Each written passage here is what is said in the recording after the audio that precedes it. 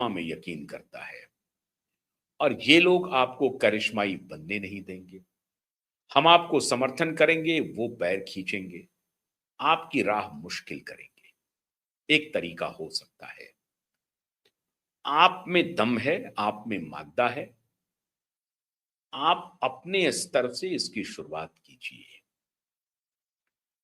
अब तमिलनाडु में आने वाले दिनों में सनातन का प्रवाह इतिहास में जो अब तक आपने नहीं देखा है, वो प्रवाह आपको सनातन का तमिलनाडु में देखने को मिलेगा। और अगर आप ये सोच रहे हैं कि उत्तर प्रदेश में सनातन का प्रवाह दिखा, पश्चिम बंगाल में सनातन का प्रवाह दिखा, उससे मल्टीफोल्ड प्रवाह आपको तमिलनाडु में देखने को मिलेगा। और इस बार दांव बहुत सटीक चला गया है। पीछे से कांधे पर हाथ है, आगे अन्नामलाई चल रहे हैं। लेकिन मीडिया में सामने से हम दिखेंगे नहीं, हम छिपेंगे भी नहीं, हम दिखेंगे भी नहीं। हो सकता है कि फेंडली कभी कभी आलोचना भी करनी पड़े, करेंगे। लेकिन अन्नामलाई लौट गए चेन्नई, इस्तीफा सौंप दिया। 6 पेज का उन्होंने इस्तीफा लिखा, इस्तीफा दिया। और जब इस्तीफा का पत्र ले रहे थे अमित शाह जी, गृह मंत्री, तो मुस्कुरा रहे थे। कहा कि ठीक है, अच्छी बात है, अब आपने ये पत्र दे दिया है तो मुझे पढ़ना भी पड़ेगा, मैं पढ़ लूंगा, कोई बात नहीं है। लेकिन ये तो समझिए कि फॉर्मेलिटी है। मतलब एक गुरु ने अपने शिष्य को कहा कि आगे बढ़ो और तुम ही तमिलनाडु के भविष्य हो, हम नहीं कुछ कर पा रहे हैं पॉलिटिकली, हम अब संगठन बनाने की कोशिश कर रहे हैं लेकिन हम उसको कामयाब नहीं कर पा रहे हैं, तो तुम आगे बढ़ो और हम तुम्हारे साथ हैं। अमित शाह की पूरी एंट्री तमिलनाडु में हो गई, आप मान के चल लीजिए। और इसलिए श्रीमान विजय जी घबरा रहे हैं। उनको लग रहा है कि अन्नामलाई में वो करिश्मा है, वो रील के हीरो नहीं है, वो रियल हीरो है। संघर्ष करने वाले हैं, किसान परिवार से आते हैं, इंजीनियरिंग का बैकग्राउंड है, पुलिस सर्विस में रहे हैं, संगठन में रहे हैं, भारतीय जनता पार्टी जैसी बड़ी पार्टी को संभाला है, देखा है, बीजेपी के अध्यक्ष रहे हैं, तो राजनीतिक अनुभव भी है, पॉलिटिकल सार्वजनिक जीवन का भी अनुभव हो गया और उस तरफ एडमिनिस्ट्रेशन का भी घोर अनुभव है। अनुभवी पके पकाए नेता के रूप में अन्नामलाई के कदम अब तमिलनाडु की सड़कों पर पड़ने वाले हैं। इसलिए विजय के होश उड़ रहे हैं कि उनको तो चलिए हवा हवाई हो करके मिल गया, लेकिन ये जो 45% वोट है, अगर उस पर अन्नामलाई ने अपना जादू चला दिया तो फिर क्या होगा? और वो 45% वोट पर तो जादू चलेगा, बिल्कुल चलेगा, एमबीसी पर भी चलेगा। क्योंकि अन्नामलाई, आप मान के चलिए कि 45% से शुरुआत करेंगे वो। 6-10% पे तो वो पहले से ही है। उनकी जो अपनी जाति बिरादरी के लोग हैं, वहां से तो उनकी शुरुआत होगी। अब उसको वो 45% पर उनको ले जाना है। ले जाने में उन्हें कोई दिक्कत नहीं होगी। क्यों? डीएमके फिनिश्ड है। स्टालिन की तबीयत खराब है, अब उनमें वो संघर्ष करने का मादा नहीं है।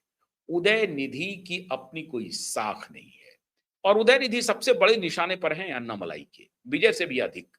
लेकिन विजय को लग रहा है कि फ्लुक में तो हम आ गए हैं, ये एक सडन बुलबुला है जिसकी वजह से मैं यहां तक पहुंच गया हूं। लेकिन मैंने अगर कोई गलती की तो अन्नामलाई अब आ गए हैं। तो अब लड़ाई, अब जो मुकाबला होगा वो अन्नामलाई और विजय में। उदय निधि खत्म, स्टालिन खत्म, एआईडीएमके खत्म, Bharatiya Janata party back bench पे देखेगी। और भारतीय जनता पार्टी अब पूरी तरह से कोशिश करेगी कि अन्नामलाई फोर फ्रंट पर दिखे और अन्नामलाई ये दिखे कि विजय को पदच्युत अगर कोई नेता कर सकता है तमिलनाडु में अन्नामलाई कर सकते हैं। और वो सारी जितने गुण हो सकते हैं एक नेता के रूप में, वो सारे गुण अन्नामलाई में मौजूद हैं। आप हैरान हो जाएंगे, अन्नामलाई अकेले एक ऐसे नेता हैं जिसकी फैन फॉलोइंग सिर्फ दक्षिण में नहीं है, उत्तर में भी उनकी फैन फॉलोइंग है। विजय आए हैं लेकिन विजय फैन फॉलोइंग नहीं बना पाए हैं। अन्नामलाई ने फैन फॉलोइंग उत्तर में भी बना ली है।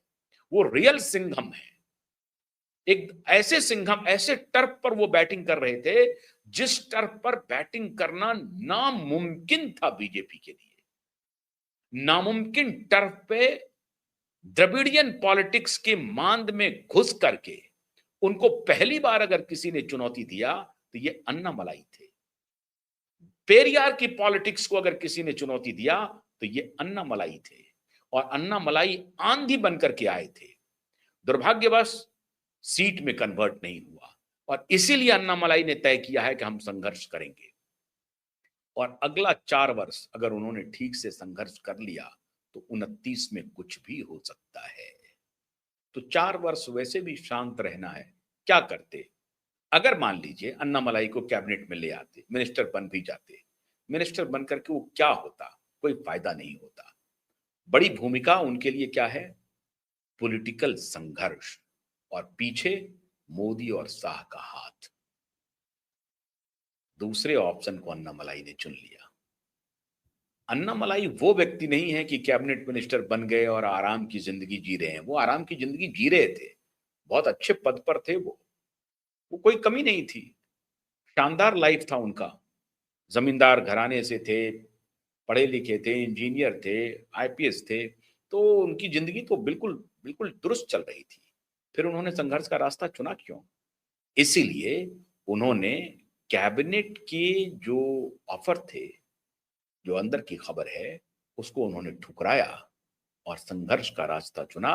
और इस संघर्ष के रास्ते में मोदी और शाह का साथ हर कदम उनको मिलेगा। और आने वाले दिनों में आप देखेंगे अन्नामलाई हिंदू सनातन के सबसे बड़े पोस्टर बॉय देख अगर बन गए तो कोई अतिशयोक्ति नहीं है। हो सकता है उसमें कुछ तब्दीली भी हो वहां के स्थानीय पॉलिटिक्स को देखते हुए, लेकिन मुझे ऐसा लगता है कि सनातन की बयार को वो और बहाएंगे, रोकेंगे नहीं। तो खेल तो अभी शुरू हुआ है, विजय की परेशानी तो बढ़ने वाली है। बहुत बहुत शुक्रिया, नमस्कार।